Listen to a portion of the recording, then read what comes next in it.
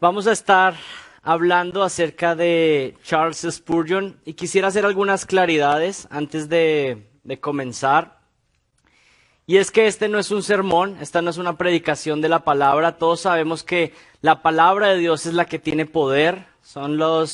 Su palabra inspirada, su palabra inerrante, la única que puede transformar los corazones. Pero como hacemos comúnmente cada año en Grace Community Church, se hace una clase o unas clases especiales durante el mes de julio. Y dentro de esas clases hemos visto importante dar esta clase que es una biografía acerca de un personaje de la historia, de la iglesia. Y hoy particularmente vamos a estar viendo a Charles Spurgeon. Así que en vez de pensar en esto como un sermón, que no lo es una clase de historia de la iglesia, o más bien sobre un personaje de la iglesia. ¿Y por qué estudiamos personajes de la iglesia? ¿Por qué estudiamos hombres que han pertenecido al cuerpo de Cristo a lo largo de los años? ¿Será que la iglesia evangélica tiene sus propios santos como la iglesia católica? Que tiene como unos personajes que los pone en un lugar sobresaliente y piensa que de pronto si le hacen una oración les puede hacer algún milagro. Nosotros no pensamos eso en lo absoluto. ¿Por qué miramos a hombres de la historia? Y no solo hombres de la historia, sino que hermanos que están alrededor nuestro, que son un ejemplo y que son dignos de imitar, que su fe es digna de imitar. Filipenses capítulo 3, versículo 17 dice lo siguiente: hermanos, sed imitadores de mí, está hablando Pablo, y les dice, sean imitadores de mí, y mirad a los que así se conducen según el ejemplo que tenéis en nosotros. Y es particular que en la carta de Filipenses, Pablo está insistiendo a que lo vean y que vean que él es un imitador de Cristo. Y así como él es un imitador de Cristo, les dice, ustedes imiten mi fe. Imiten la manera en cómo yo sigo a Jesucristo, cómo yo creo en Él, cómo yo persevero en la fe. Ustedes imítenme a mí. No porque Él se ponga en un papel de alguien superior o alguien de otro nivel, un hombre común y corriente, pero que tiene una fe genuina. Y Él dice, imítenme a mí. Y es interesante porque cuando leemos con atención la carta a los filipenses, encontramos otros ejemplos allí. Él les dice, imiten la fe también de alguien como Timoteo. También le dice, imiten la fe de alguien como Epafrodito, que aún fue capaz de casi que entregar su vida por servir al evangelio. Necesitamos ver la vida de hombres fieles y seguir su ejemplo. Pero no pensamos en estos hombres como seres supernaturales, sino hombres comunes y corrientes que vivieron una vida consagrada a Dios. Me molesta mucho cuando entre cristianos decimos, bueno, no eran santos. Sí eran santos, si vamos al término bíblico santo. Hay personas afuera que utilizan el término santo de manera incorrecta. Llaman santos a personas a las cuales ponen como mediadores entre Dios y los hombres. Y eso es equivocado, eso es idolatría. Pero sí existen santos en la iglesia. Es más, toda persona que ha entrado al cuerpo de Cristo, que ha sido bautizada en el Espíritu Santo, la Biblia lo llama santo. Es la manera como comienza todas las cartas de Pablo, la mayoría de sus cartas, llamando a los miembros de esa iglesia los santos en Filipos, los santos en Corinto. Así que nosotros no podemos dejar de usar las palabras que la Biblia usa, más bien vamos a definirlas correctamente. ¿Quién es un santo? Una persona que ha sido apartada para Cristo. Así que tal vez usted no lo sabía, pero si usted está en Cristo, usted es un santo. Pero nadie de nosotros vamos a estarle orando cuando usted se muera, ni vamos a prenderle una velita. Y esto tampoco lo vamos a hacer con Charles Spurgeon. No les prendemos una vela, no les rezamos una oración.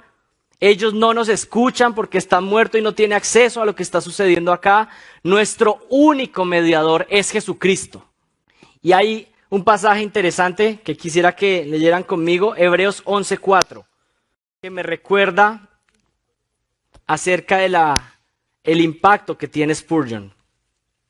Hebreos 11:4 dice lo siguiente: por la fe Abel ofreció a Dios más excelente sacrificio que Caín, por lo cual alcanzó testimonio de que era justo, dando Dios testimonio de sus ofrendas, Y miren cómo termina ese versículo. Y muerto, aún habla por ella.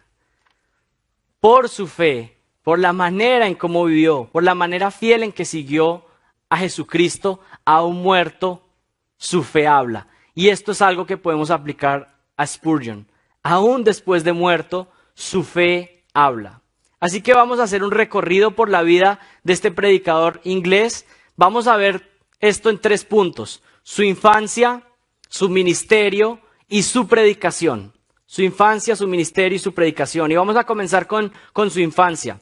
Charles Spurgeon nació el 19 de junio de 1834 en Essex, Inglaterra. Y es bien interesante porque nació el mismo día que el pastor John MacArthur. Cumplen años el mismo día, 19 de junio. Su abuelo James y su padre John fueron predicadores. De bebé fue enviado a vivir a casa de sus abuelos.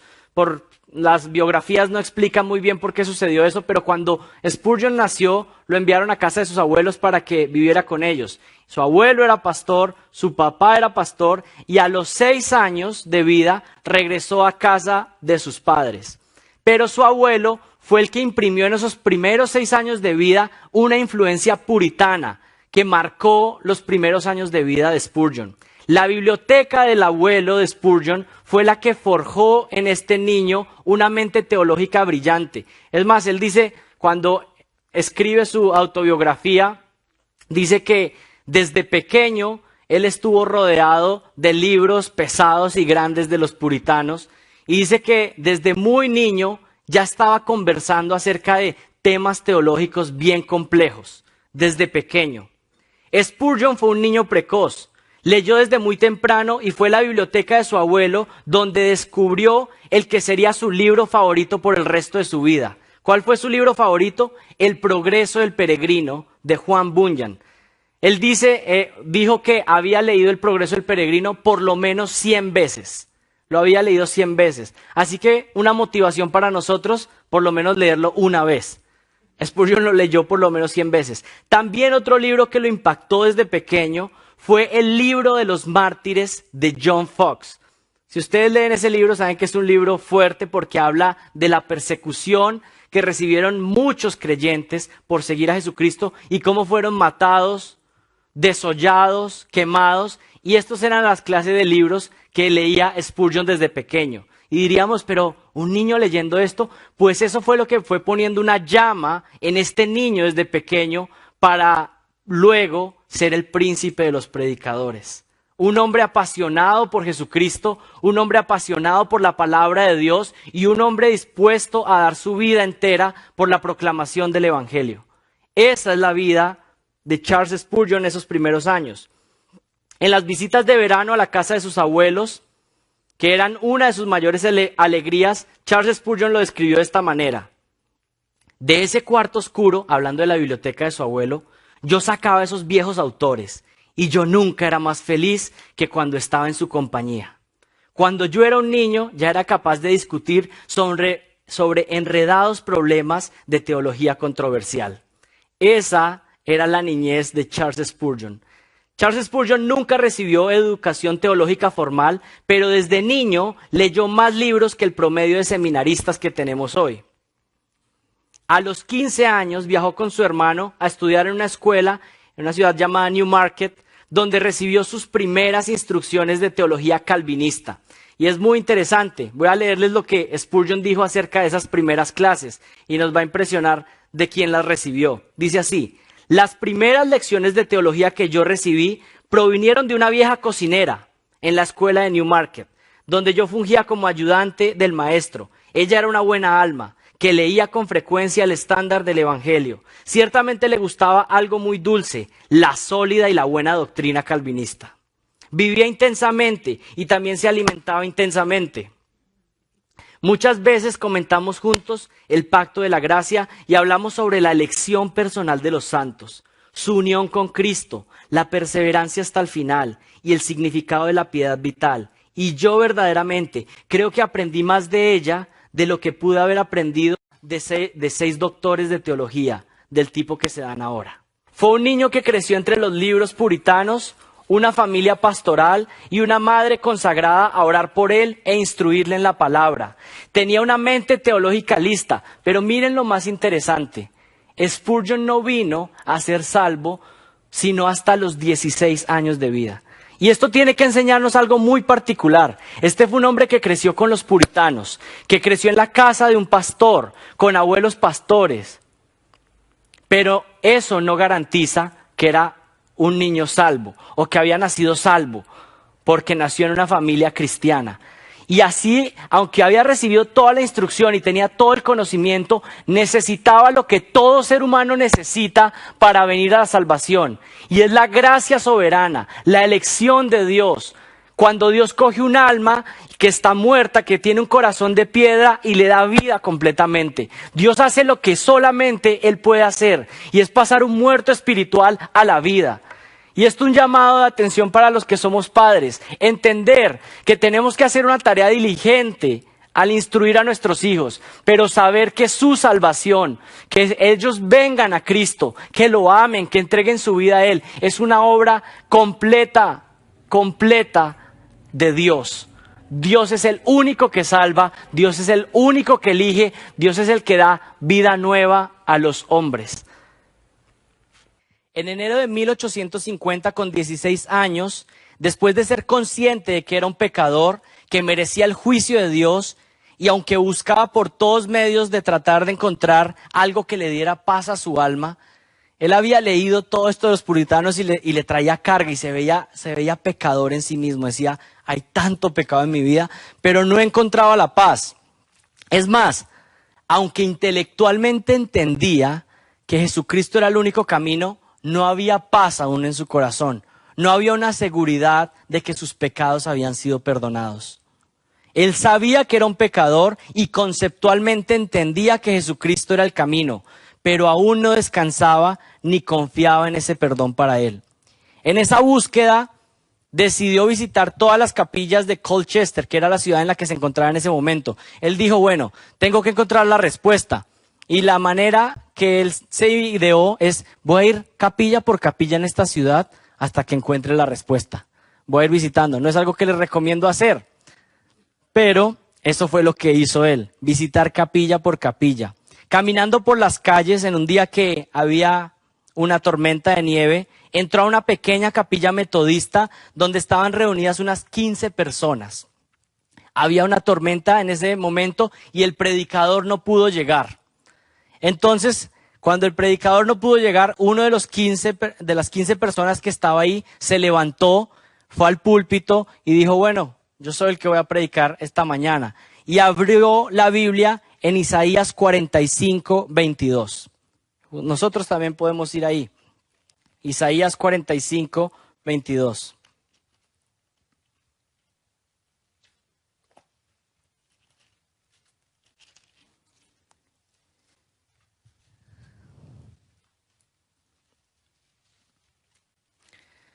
El predicador leyó ese versículo y trató de explicarlo con su pobre entendimiento, con su poca preparación, pero ese fue el día que Dios decidió, por la gracia soberana, dar vida nueva a Spurgeon. Y dice así el versículo que impactó la vida del príncipe de los predicadores. Mirad a mí y sed salvos todos los términos de la tierra, porque yo soy Dios y no hay más. Mirad a mí y sed salvos todos los términos de la tierra, porque yo soy Dios y no hay más.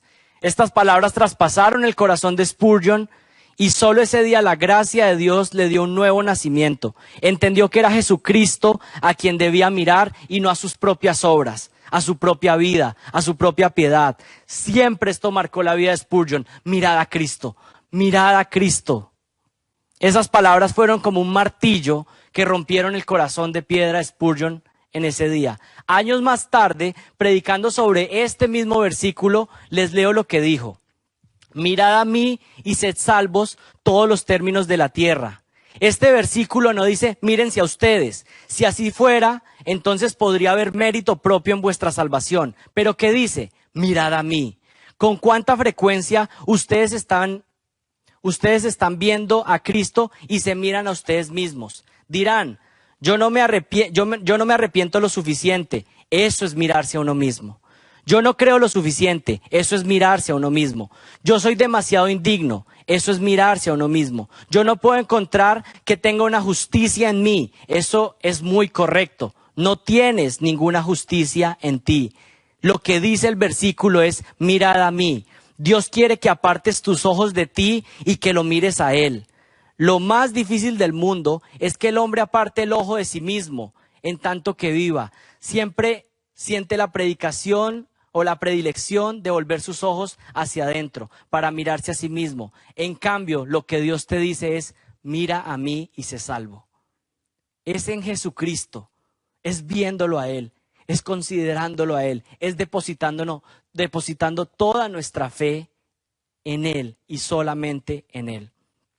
Dos lecciones desde la niñez de Charles Spurgeon que podemos aprender. Dos cosas que podemos aprender acerca de su niñez. Número 1, la instrucción de un niño en los caminos de Dios puede tardar, pero si da fruto puede llegar a causar un gran impacto para la gloria de Dios.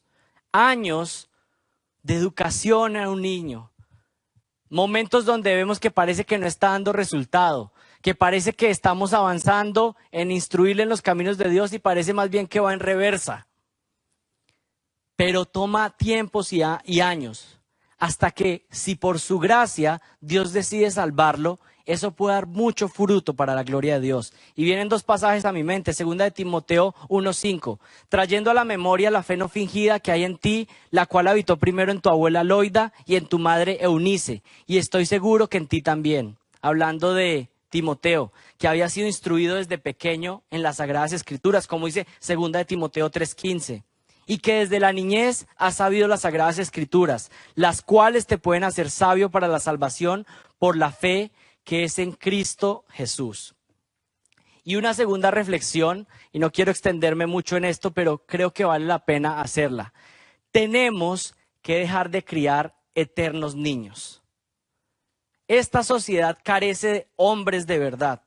Y el problema fundamental de por qué no hay hombres de verdad en nuestra sociedad es que en las casas no se están levantando hombres, sino que se están levantando niños eternamente. Entonces tenemos el hombre de 18, de 20 años, pero todavía es el niño. Todavía lo tratan como niño. Y él mismo se cree niño. Y entonces en nuestros días hemos llegado al punto de tener hombres de 36 años que siguen actuando como niños. Y niños de 40 años, de 45, y a algunos se les va más largo, ¿no? Necesitamos, especialmente como iglesia cristiana, empezar a levantar hombres desde pequeños. Empezar a enseñarles cuál es la responsabilidad que un hombre tiene en esta sociedad y en la iglesia. A instruirlos en la palabra, a instruirlos y enseñarles a trabajar fuerte, a ser hombres valientes. Necesitamos empezar a levantar hombres y no solamente estar levantando eternos niños. ¿Por qué no tenemos hombres como Spurgeon el día de hoy, que a los 17 años ya estaba predicando sermones poderosos y que a los 19 años ya era el pastor de una iglesia en Londres? ¿Qué pasa? ¿Cuál es la diferencia? Primero debemos enfatizar que solo la gracia de Dios hace esto. Solo la mano de Dios bendiciendo a una persona lo puede hacer. Pero yo estoy convencido que hay una gran diferencia. ¿Y por qué no vemos tantos Spurgeons en nuestra época? Porque Spurgeon a los 6 años estaba leyendo El progreso del peregrino y Richard Baxter, mientras que nuestros hijos están siendo levantados con las películas de Mickey Mouse. Eso tiene que impactar de alguna manera. Eso tiene que hacer un cambio. Quiero decirles que yo soy el primero que estoy confrontado, que tengo un hijo y digo, bueno, ¿qué es lo que quiero impactar en su vida? ¿Cómo es que quiero que él pueda ser un hombre de Dios valiente? ¿Cómo quiero que luego cuide a su esposa como debe ser? ¿Cómo quiero que sea un hombre útil en su iglesia? Pues esas primeras marcas tengo que empezarlas a poner desde ahora. Y soy el primero que soy sacudido con lo que estoy enseñando, como suele suceder. Pero necesitamos empezar a enseñar a nuestros hijos desde pequeños a ser hombres y mujeres de Dios. Spurgeon y su ministerio temprano. Spurgeon y su ministerio temprano. Comenzó a predicar a los 16 años de edad. Luego de haberse convertido, empezó a predicar. Y a los 17 años lo nombraron pastor en una iglesia. Y la congregación se multiplicó por 2 en el primer año. El 18 de diciembre de 1853, con 19 años, cuando su fama como predicador se estaba extendiendo, lo invitaron a predicar a la capilla de New Park, en Londres. Y después de ese primer sermón, le pidieron que se quedara como el pastor de aquella iglesia. Y allí fue pastor por 38 años, hasta que se murió. Cuando comenzó en Londres, la iglesia de New Park era una capilla histórica que tenía mucha historia ahí en Londres, pero estaba vacía, no había gente. En un año de la predicación de Spurgeon se llenó completamente el auditorio y tuvieron que empezar a reservar con tiquetes la entrada para los servicios cada domingo. Y esto no solamente pasaba los domingos, sino en los servicios entre semana. Y nos preguntamos, ¿pero qué pasaba con este hombre? Yo creo que la respuesta principal, tenemos que saber que era la mano de Dios bendiciendo.